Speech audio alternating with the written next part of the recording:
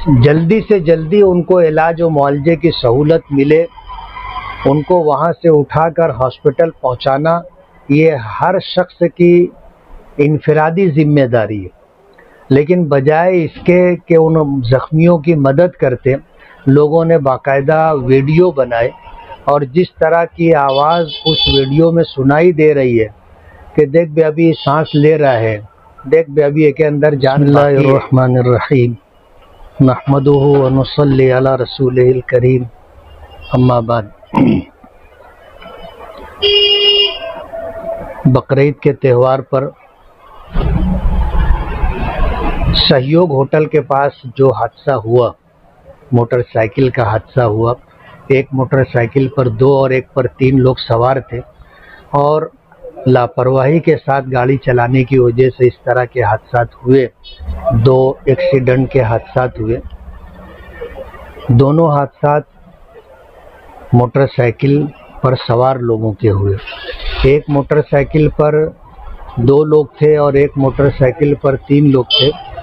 اس طرح 5 لوگوں کی موت ہوئی، اور ان کا بھی تہوار ختم ہو گیا، اور ان کے اہل خانہ، ان کے متعلقین کا تہوار بھی متاثر ہو گیا۔ ہم ہمیشہ 2 ویلر کے اوپر ہائی وے پر جانا اور لاپرواہی کے ساتھ گاڑی چلانا، اس تعلق سے اپنے بچوں کو سمجھاتے رہے، بتاتے رہے، لیکن کوئی تہوار ایسا خالی نہیں جاتا جس میں حادثات نہ ہوتے ہوں۔ مجھے اس وقت جو بات کہنی ہے کہ حادثہ ہوا اور حادثات مقدر ہیں، لیکن وہاں پر موجود لوگوں نے جو حرکت کی وہ قابل مذمت ہے۔ ان زخمی شدہ لوگوں کو جلدی سے جلدی ان کو علاج و معالجے کی سہولت ملے، ان کو وہاں سے اٹھا کر ہاسپٹل پہنچانا یہ ہر شخص کی انفرادی ذمہ داری ہے۔ لیکن بجائے اس کے کہ ان زخمیوں کی مدد کرتے، لوگوں نے باقاعدہ ویڈیو بنائے، اور جس طرح کی آواز اس ویڈیو میں سنائی دے رہی ہے کہ دیکھ بے ابھی سانس لے رہا ہے، دیکھ بے ابھی کے اندر جان باقی ہے، اس طرح کی حرکت وہاں پر باقاعدہ ہوئی، اور کوئی ان کو وہاں سے فوراً سے پیشتر اٹھا کر ہاسپٹل تک پہنچانے نہیں گیا۔ کچھ لوگوں کی وہاں موت ہو گئی، اس کے گھنٹے بھر یا 50 منٹ کے آس پاس پھر ایمبولنس آئی، اور وہ لوگ جب جو بچے تھے ان کو لے کے گئے تو ان کا بھی راستے میں انتقال ہو گیا۔ اہل خانہ کے یہاں میں تعزیت کے لیے گیا تھا۔ جن لوگوں کے گھر پر گیا، وہ شہید ہونے والے بچوں کے والد نے بہت دکھ کے ساتھ یہ فریاد کی کہ لوگوں میں انسانیت مر گئی ہے اور انسانی ہمدردی ختم ہو گئی ہے، میرا بچہ تڑپتا رہا، لوگ ویڈیو بناتے رہے، اس چکر میں رہے، کوئی ان کو وہاں سے اٹھا کر کے ان کو ہاسپٹل نہیں لے گیا، اور جب ایمبولینس آئی تو وہ ان کو لے کر کے سول ہاسپٹل گئی۔ راستے میں 10 ہاسپٹل پڑتے تھے، ان کو وہاں لے جانا چاہیے تھا، علاج و معالجے کی سہولت ملنی چاہیے تھی۔ اس طرح کی جو صورتحال ہے یہ بہت تکلیف دہ ہے، اور زیادہ تر جو ہے اس حرکت میں مبتلا ہمارے نوجوان ہیں، جو اس طرح کی ویڈیوگرافی کر کے اس کو وائرل کر کے ایک جھوٹی شہرت کے لیے یہ سب کچھ کرتے ہیں۔ تو ان شہید بچوں کے اہل خانہ اور ان کے باپ نے مجھے یہ بات کہی تھی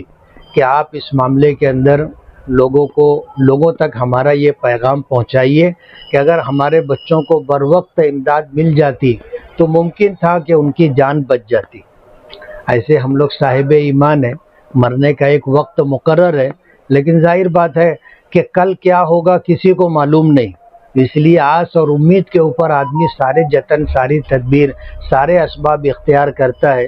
لیکن اس طرح جو صورتحال بنی ہے یہ مالیگاؤں کے لیے بہت دکھ کی بات ہے، ہمارے لیے رسوائی کا سبب ہے، ایسا ہم لوگوں کو نہیں کرنا چاہیے۔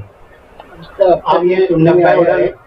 کہ کہیں آگ لگتی ہے تو مکان میں آگ بجھانے جاتے ہیں لوگ, وہاں پہ بھی بہت ساری چوری کی واردات ہوئی. اور جو یہ ایکسیڈنٹ ابھی ہوا تھا سیو ہوٹل کے پاس, تو اس کے اندر سے جو لوگوں کا انتقال ہو گیا ان کے موبائل بھی چوری ہو گیا, اس طرح کا.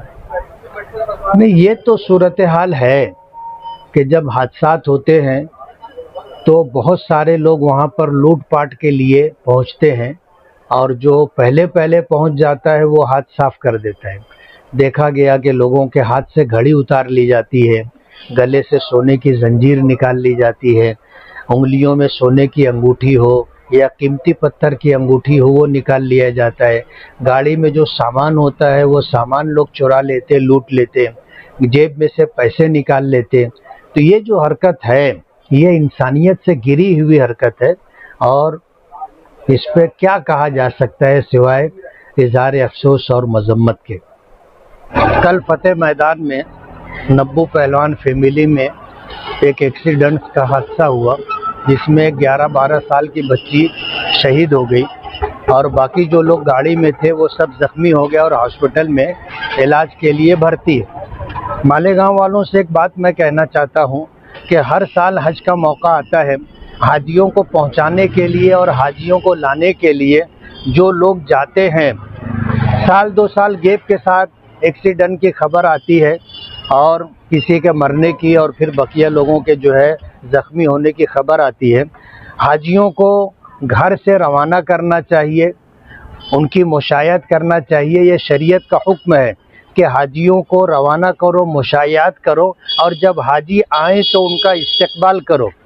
تو روانگی کے لیے گھر سے آپ روانہ کر دیجئے, گاڑی میں بٹھانے تک ان کی مشایعت کر لیجئے, اور جب وہ حج کر کے واپس آئیں تو شہر میں داخل ہونے وقت تو ان کا استقبال کر لیجئے.